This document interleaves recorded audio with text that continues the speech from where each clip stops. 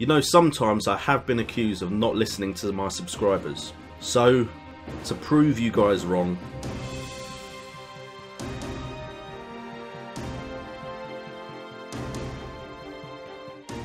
I've been listening. Don't worry, I've been listening. In a parallel universe, West Ham United decided that Slaven Bilic wasn't the right man to lead West Ham to glory at the London Stadium. Instead, they chose this man.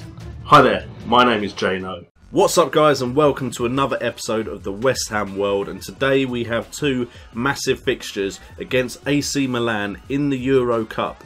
First knockout round, leg number 1 and 2 come into this very episode, as I believe the FA Cup fixtures are between my two AC Milan games, and we've been knocked out of that by Arsenal 4-3, which was quite a tie, but we didn't manage to get the victory there. So we're now focused on the Euro Cup for this episode, and then if we do get knocked out, we've got that Premier League title to chase. But before we get into the episode, you want to know how we've been doing since that Arsenal and Man City fixtures.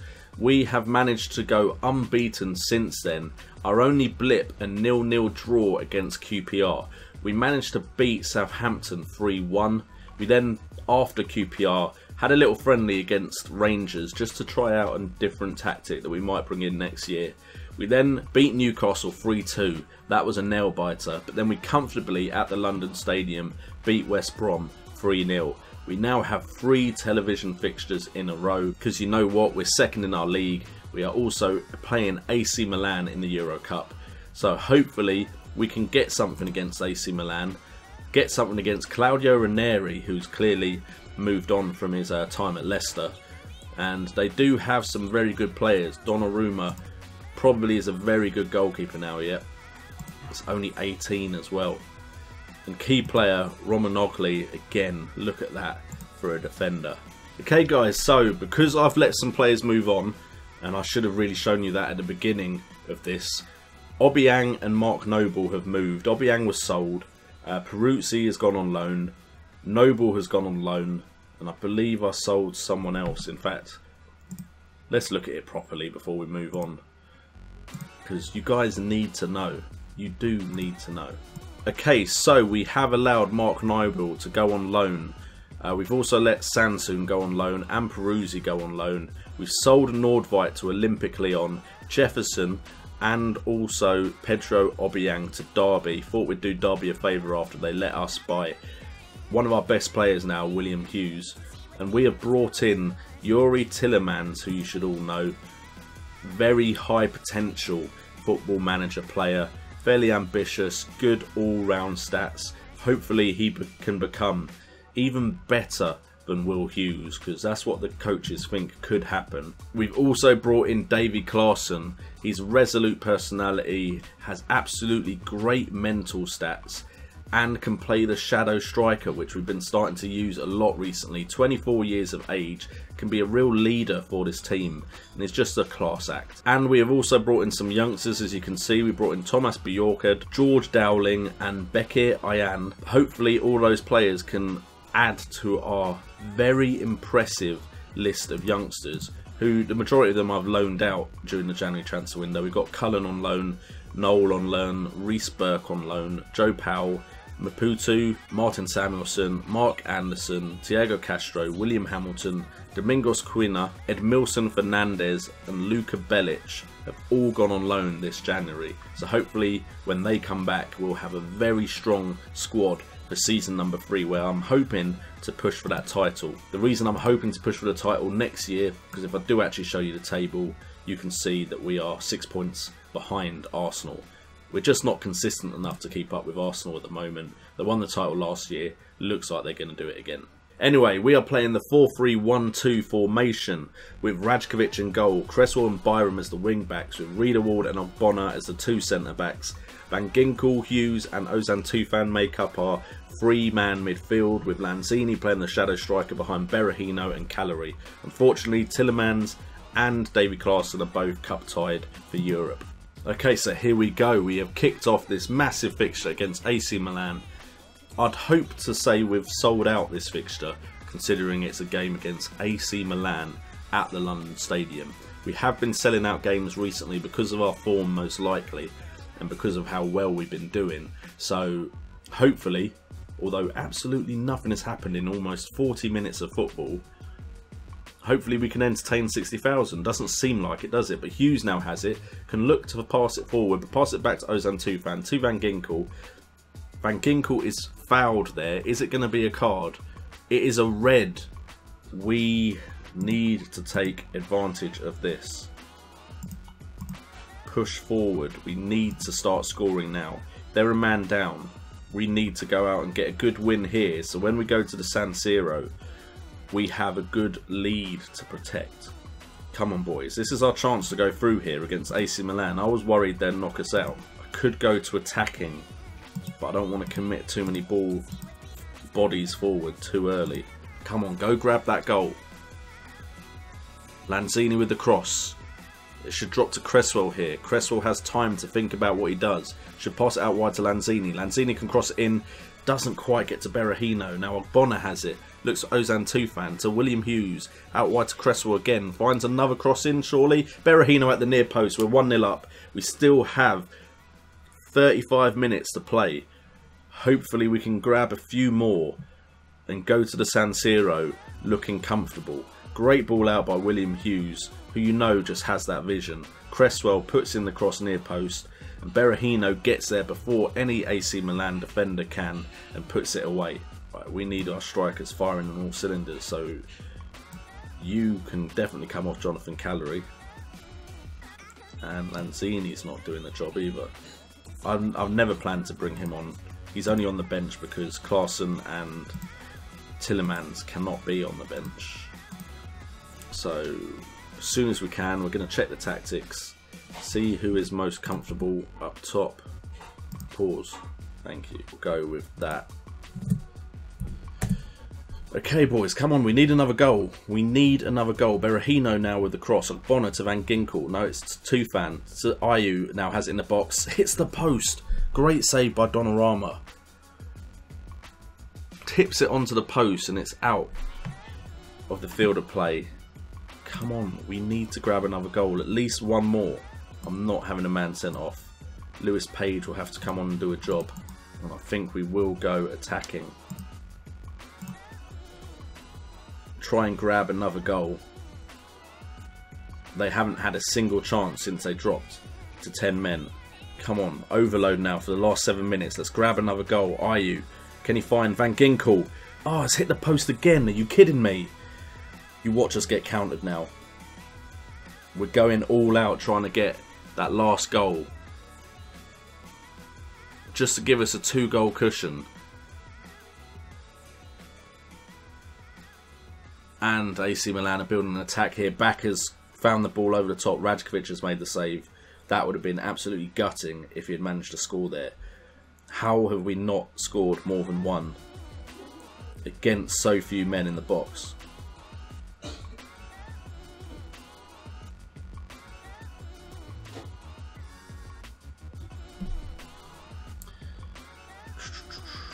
And we've picked up an injury, so we are actually going to end the game with 10 men as well.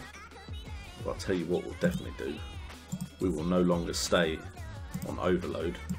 Please don't concede now. Blow the whistle, ref. Referee, you can blow that whistle anytime, please. Wow, they've hit the crossbar. 2 times there, it looked like they were going to completely crush us. But we've managed to win the first tie 1-0. They went complete defensive right at the end there. I think they only had 9 men. Did they get another man sent off? I don't even know what to say there, so I'm not even going to say anything because I think they had a second man sent off. Oh no, they had an injury in the 92nd minute. Okay, so we're going to go into this second leg now with a 1-0 lead. We didn't concede an away goal, so an early away goal would be very, very good for us. Let's get on into the next fixture and hopefully move on in the Euro Cup. Okay guys, so we are going into this second leg against AC Milan. Now we're at the San Siro, and if the Atletico Bilbao games from earlier in the season are anything to go by, we might struggle in this game because we seem to be able to beat big teams at home but not away, and we only won 1-0 in the last fixture. We are starting with the 4-3-1-2 lineup as always, with Rajkovic in goal, Byram and Cresswell as the two wing backs, Keane taking over from Bonner as the ball playing defender alongside Riedewald. Then we have Van Ginkel, Ozan Tufan and Will Hughes in that three-man midfield, with Lanzini as a shadow striker just behind Berahino and Jonathan Callery. Alright boys, this is the time to put in a good performance if we want to carry on in this tournament. Okay, stats wise we're looking like we're dominating the game at the moment, which the San Siro faithful will not enjoy, but there's been no highlights yet. So 5 shots, 3 on target, 3 long shots now because we've gone up to 8. We are really peppering that goal, but obviously we're not getting the type of chances that are key highlight worthy. Here we finally have a cross by Lanzini. Drops out to Hughes, who's out wide. Can he find a decent ball into someone? He gets tackled by Honda. Now AC Milan can counter-attack. It's been crossed over to Bonaventura, who has space to run into. It's crossed into Bacca, and wow, it's 1-1 already. Literally, it looks like we've been dominating the game, but just damn it. Obviously we're not getting the right sort of chances. I shouldn't have skipped the highlight, I'm sorry. I'm too busy trying to think about how to win this game. Lanzini hits the post. That's exactly what we don't need. We need him to put that away. Foul by Paletta. Hopefully this is another red card. It's a free kick. Cresswell, can you be a hero? Get us that away goal. Just over the bar. It's unlucky. We're just not getting enough shots on target. 11 long distance shots. Okay, I tried this in a previous match. We'll try it again. Someone mentioned it in the comments down below, but I just didn't seem to get many chances at all when I did this last time. So basically I was told check if they have shoot less often on. Now complete forwards do have shoot less often on, but shadow strikers do not. So shoot less often on the shadow striker. And then I believe complete midfielders on support also have shoot less often, or don't have shoot less often. So that is all my attacking players further up the pitch with shoot less often. Hopefully that will stop 12 long shots out of 19. Okay, so it's a corner to AC Milan off of that first highlight. Conceding now will be gutting. Hughes manages to head it clear, but it's just going to drop to Bacca. Why Bacca isn't in the box, I'm not sure. Okay, so Byram throws it to Berahino, who's drifted out wide. Berahino gets tackled. Are we going to get countered again? No, Riedewald will pick that up. Cresswell now finds the ball to Hughes, who can play it inside to Van Ginkel. Out wide to Callery. Callery has space to run into. Plays it to Lanzini. Berahino cuts inside. If only he could have got past his man. Riedewald now has it. Passes it inside to Hughes, who has space. Finds Lanzini. Lanzini gets tackled again, but gets the ball back to Berahino, to Callery. Can he get the shot away? Yes! We have scored, putting this up 2-1 in the 2 legs. That is an away goal as well. So, AC Milan now need to score 2 to knock us out of the Euro Cup. Berahino just goes around his man, plays it through to Callery, and Callery, probably a lucky deflection, which put the keeper off diving, and we have scored. That is the goal we desperately needed to be firm favourites right now to go through in this tie. Flanagan can come on for Cresswell.